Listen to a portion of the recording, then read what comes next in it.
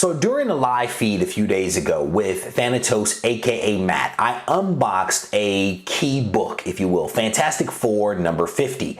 And during that live chat, a couple of people kind of asked me some questions around the significance of that book and why I like the story arc that this book is a part of. So I decided to record this video to respond to those individuals that were asking me for some details. And what I'm going to attempt to do in this video is to talk about this story arc without doing any type of spoiler. So I'm definitely going to be dancing a fine line.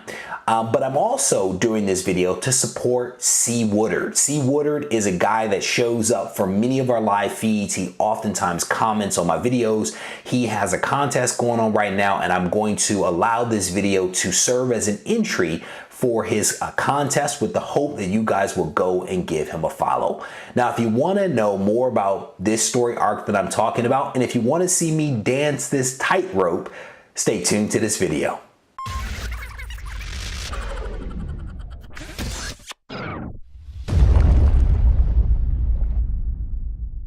Reggie here, your friendly neighborhood bodybuilder and comic book collector, and I want to welcome you to another one of my videos.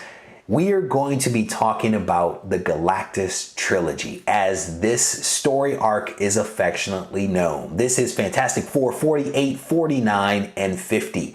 I am recording this video for a couple of reasons. During a recent chat with Thanatos, aka Matt, a couple of people were asking me, why is this book, why is this story arc important to you? And they were asking that question because I unboxed 1/3 of the story arc during the live feed. And we weren't able to answer the question during the live chat, but I wanted to record the subsequent video to kind of talk about that.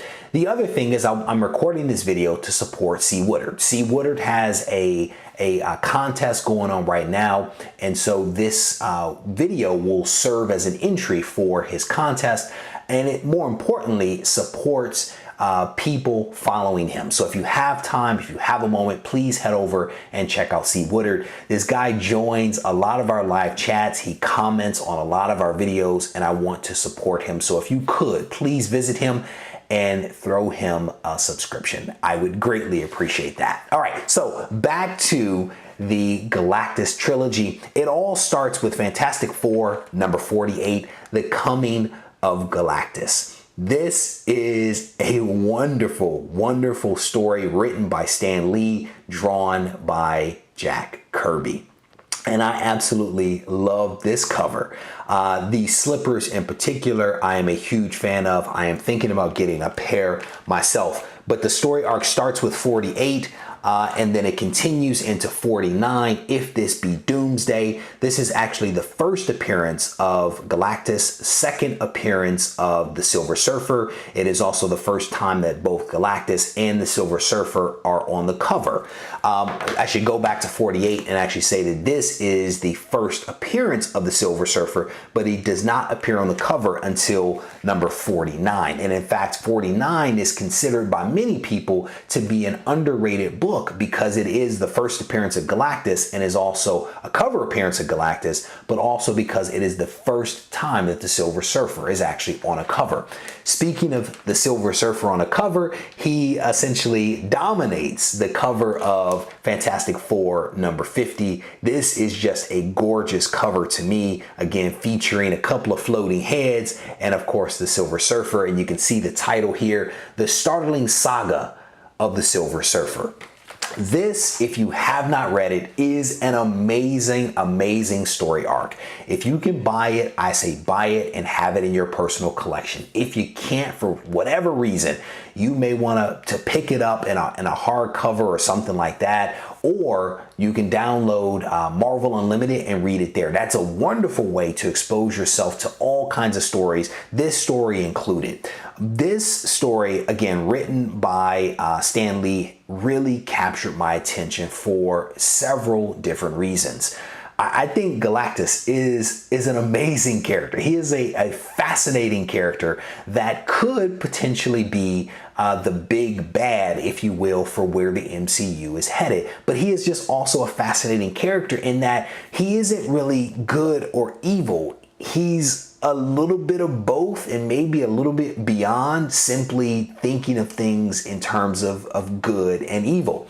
In fact, when you talk to Stan Lee, and not that I have, but Stan Lee has done some interviews where he actually talked about the source of inspiration for these characters. And essentially, where Jack Kirby and Stan Lee was they were essentially 5 years beyond the publication of the first issue of the Fantastic Four. And they needed to do something different. They needed some groundbreaking characters that would capture readers' attention, the way that it has my attention. And so the way that the story goes is that Stan actually looked to the Bible for sources of inspiration. And so Galactus, the big G, is essentially a small g god or god-like entity that has all of these powers, and again is maybe beyond good or evil. He is beyond that. And then the Silver Surfer is essentially a fallen angel. So, you know, say what you will about looking to sources of inspiration from the Bible, but I think that both of these characters are wonderful characters, right? They are characters that he created that have stood the test of time, that continue to capture people's attention. There are folks that absolutely love the Silver Surfer, and same with Galactus. Now, what's I think really wonderful about these characters is that other writers and other artists have taken these characters and grown them over time. They have become, in many ways, bigger than life.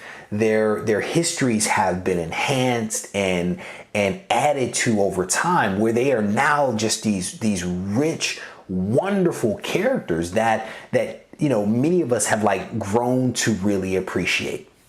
If you haven't read it, you have to read it, because I believe that it is a wonderful example of some fantastic writing. But I think it's also an example of how something that is created that is really, really smart can continue to stand the test of time, especially when people pick up that mantle and continue to run with it and enhance these wonderful creations over time. So there you have it. Just a few of the reasons why I think the Galactus trilogy is one of the best story arcs out there. In the coming weeks and months, what I hope to be able to do is to film a few more of these videos where I highlight for you story arcs that I think that you should check out.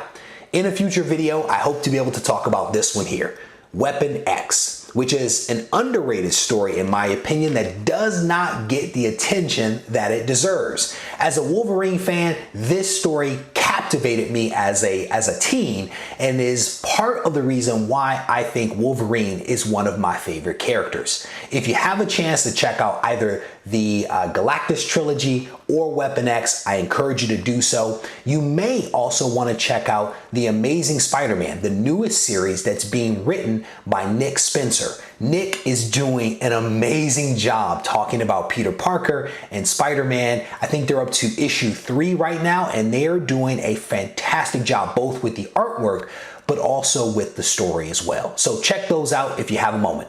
As always, I want to thank you for taking time to watch this video, and thank you in advance for any comments that you may leave for me. Take care.